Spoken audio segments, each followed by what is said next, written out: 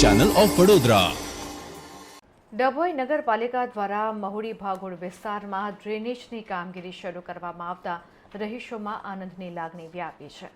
ડભોઈના મહુડી ભાગોળ પાસે આવેલ સુંદરકુવા વિભાગ હાઈસ્કૂલના છેલ્લા ઘણા વર્ષોથી રોડ રસ્તા અને ગટરની સમસ્યાની માંગ વિધાનસભાની ચૂંટણી વખતે ઉઠી હતી, પરંતુ બોરવાડ સુંદરકુવાની ડ્રેનેજ લાઇન કેટલીક જગ્યાએ બેસી ગઈ હોય નવેસરથી કામગીરી વરસાદને કારણે ટલ્લે ચડી હતી।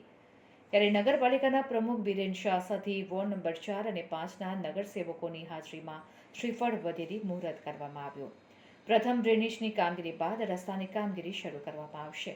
આ પ્રસંગે પ્રમુખ બિરેન શાહે જણાવ્યું હતું કે રસ્તામાં દબાણ આવશે તેને પણ શરમ રાખ્યા વગર તોડી નાખવામાં આવશે, જેને કારણે રોડને પૂરતી જગ્યા મળશે અને રોડ પહોળા બનશે, જેથી વાહન ચાલકો અને પ્રજા માટે સરળતા રહેશે।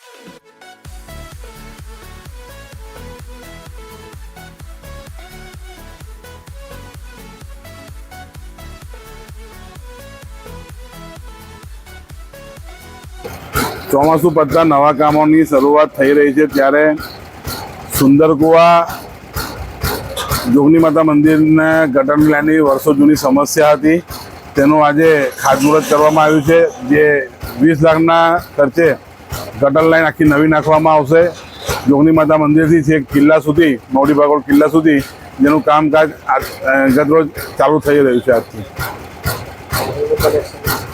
પાણીના કનેક્શનની સાથે સાથે ને ગટરનું કામ પત્યા પછી તરત જ એની પર જે રોડ ખરાબ છે, રોડનું કામ બી ચાલુ થશે।